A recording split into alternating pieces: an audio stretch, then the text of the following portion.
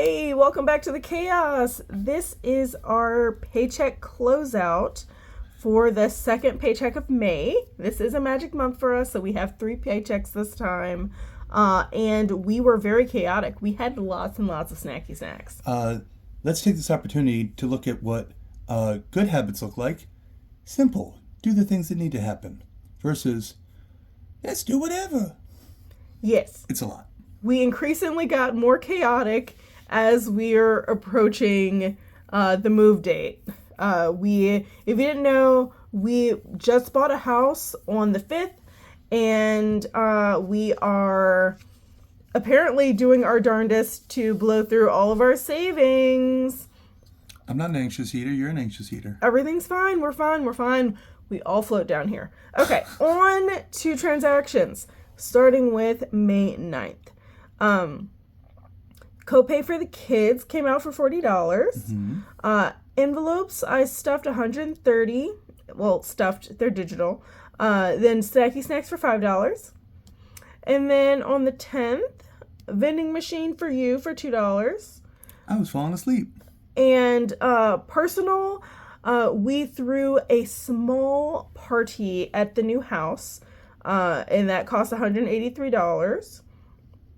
And then dining, snacky snacks, this was pizza and drinks for us and the kids. And then I decided that I was going to take $92 out of moving because I didn't want to put the moving transaction on all of these. So instead of separating it out for all of these, I just put the total right here. So moving $92, and part of that was supplies for $32. Mm-hmm. And then on the 12th, we had snacky snacks for $8 and parking for $15. I'm parking every day this week because I'm parking at work every day this week because we're meeting contractors almost every day, and the rest of the days we have to pack.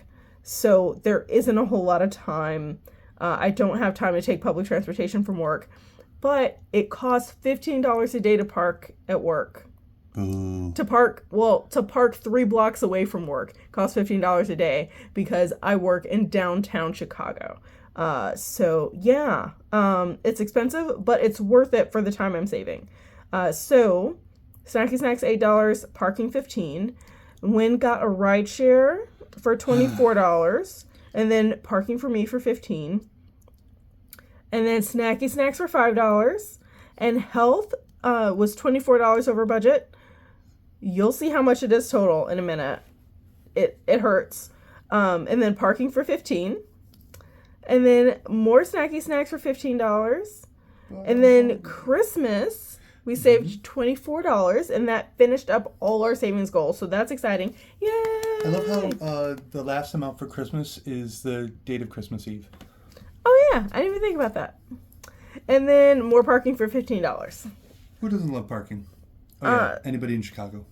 Correct. But it's just temporary. It's just so that we can meet with all the contractors. Y'all, when I tell you bank account's about to look pretty funny, and not funny, haha, this house is about to be expensive. By the way, for the record, we've both been doing our absolute best to sort out the best deals that we can get. We have been thinking very carefully about what we are or are not going to invest in, and it's still going to look funny. Yes. It's real rowdy. Okay, now let's look at what the envelopes are doing. This is my revolving envelope balance tracker. I do not cash stuff anymore because it was a lot to keep track of and it took too much time.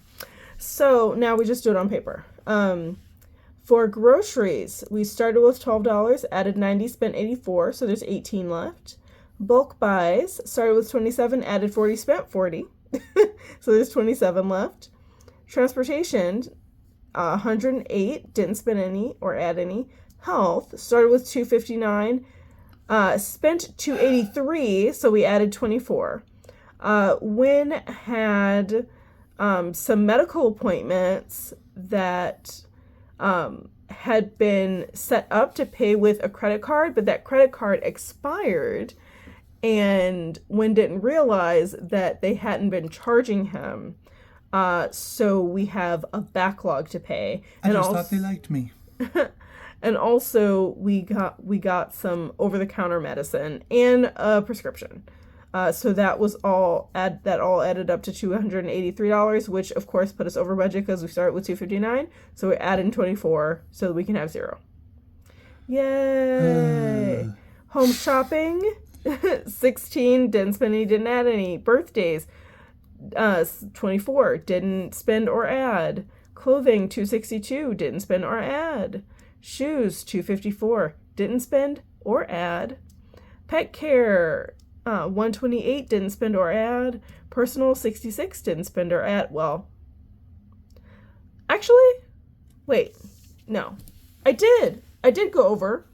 I put it directly in the budget instead of putting it in here, but I am still going to put it in here. So it was 183. Good grief. So it's in the budget, but technically it is part of personal. I didn't want to lower the amount that I had saved for personal, so I just paid it cash and didn't think to add it in here. But yes, started with 66, added 183, spent 183, so there's 66 left. And then Alphaba, 176, start, end. We're fantastic. I love it. This is the way. Indeed. The health made me kind of sad, just because it was unexpected, and there's more. There's more. He only paid part of the bill, so we still have the rest to pay. Let's not talk about that right now. It hurts. Yeah, it's a struggle. Okay, now let's see what this means for the budget. Most of this is actually correct. So his paycheck, $1,659 as budgeted. My paycheck, $1,572 as budgeted. Other income, $3,452 as budgeted. And from savings, we took $6,300, which is more than budgeted, but we're A-okay. Total is $12,983. And then we go down to his spending because we're not investing right now. Where we have $80 for the pay period for kid bills, internet $71 as budgeted. S&M collections, we will get there. Just hold on, y'all. It was supposed to come out on the 7th originally, but it didn't, and I don't know what's going on. They move their billing date around sometimes. I think it's just because it's a small office and they do what they do when they do what they do. Yeah, so we'll see. If we get to the end of the month without paying this, I will start to get concerned and we'll have to contact them. Yes. So, electric bill, 109. I believe this is our last electric bill here. No, we have one more. Oh, one more. Yeah, because we're here technically until May 31st. Okay. So adventures, 20 as budgeted. Oh my goodness, I didn't do the math. Hold on a moment. Okay, y'all, sorry about that. I had to fix the math. Magic. I hadn't put in how much the total miscellaneous spending was, which means that the rollover was inaccurate, but we got the number back. All I did was added the 26 from the lift ride and the vending machine to the week 1 total to get that 126. And then I took that from the 1643. That was the total in here.